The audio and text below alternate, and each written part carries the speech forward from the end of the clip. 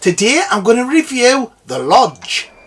So, how would you feel about going to the mountains for Christmas with Grace? She really wants to get to know you guys. The Lodge came out in 2019 and it's a psychological horror thriller. It's the last Hammer film production to date. It had two directors, Veronika Franz and Severin Fiala. They also helped with the screenplay, along with Sergio Casci. The film runs 108 minutes and cost $3.2 million to make. The film was well received by critics, praising the performances and the direction. The film has influences from the 1940 film Rebecca. The directors filmed it in chronological order. This was to help the characters' performances.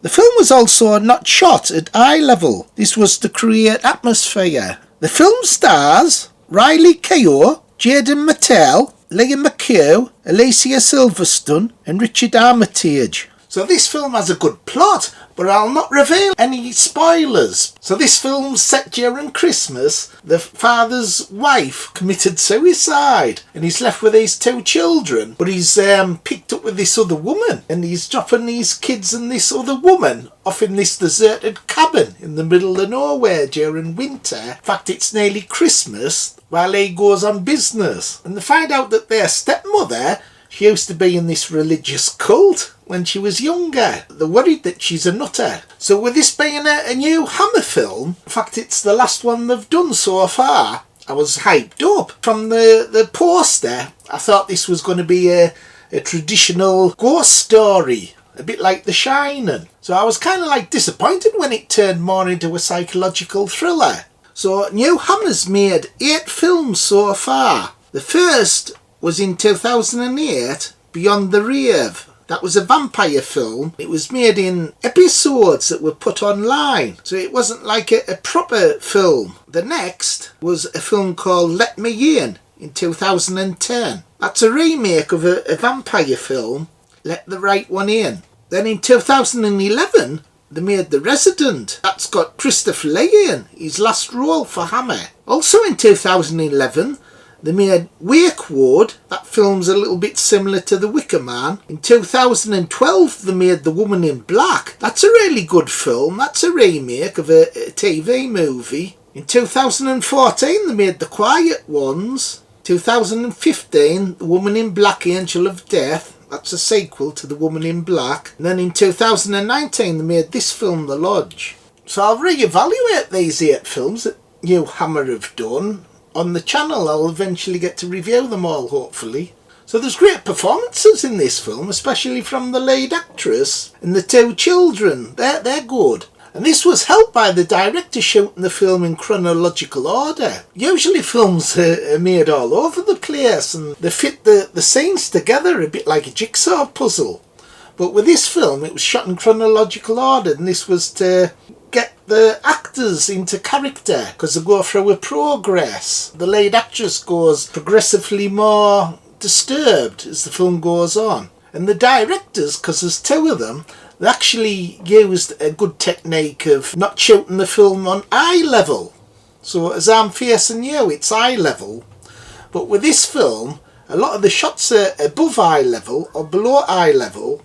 And this was to create unease. So when you're watching the film, you're expecting something to happen on a subconscious level. And there are some good scenes in the film. I was quite shocked by the suicide scene because it's done so casual and fast. Another good thing about this film's the setting, with it being snowy and set in a cabin. It's kind of like reminiscent to The Shining, where they're trapped inside a hotel in The Shining because of the weather. This happens in this film where they're trapped inside the lodge. And there's something about snowy settings that create a very atmospheric, very good for ghost stories. That's why you often get a lot of ghost stories during Christmas. The father of the children had a stupid idea, leaving the kids with his stepmother isolated in a cabin during the winter. Just takes off on a business trip. Okay guys, I'm off.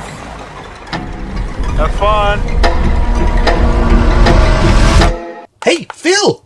His father must have been a dense bastard. Fancy leaving his bloody kids with a bloody nutter who was in a bloody cult, in a bloody deserted cabin, bloody middle of winter.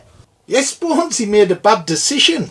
The stupid bugger. He might as well have dropped his 2 bloody kids off in Ukraine. Would have been bloody safer.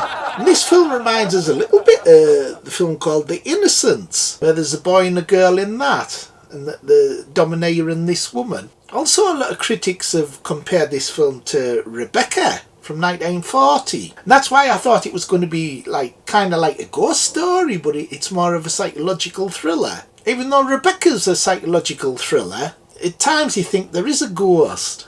There's a scene where the little lad's watching her get in the shower, and you see her naked. Ye hell, watching his bloody stepmother taking a bloody shower. Dirty little bastard.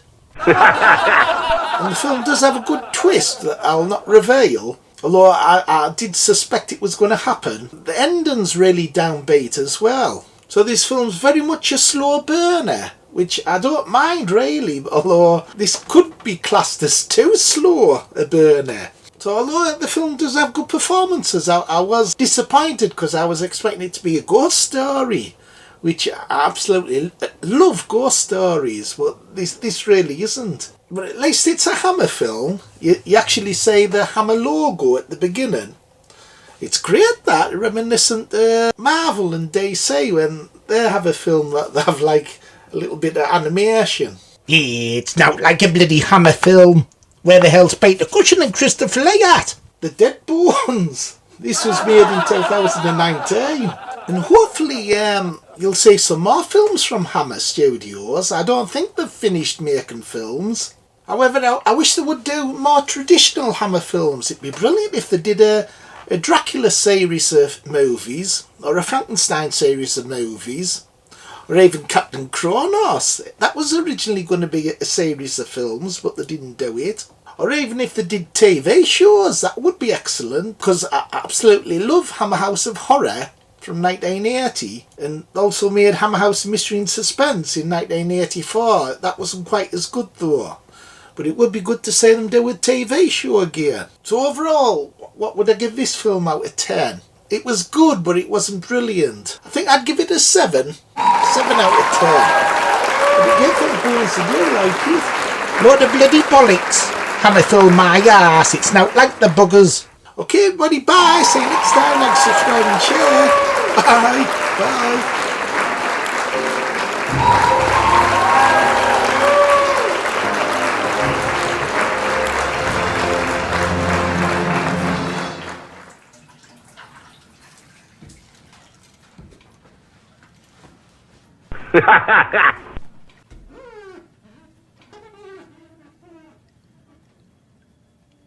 It's a fucking disgrace. What a fucking disgrace.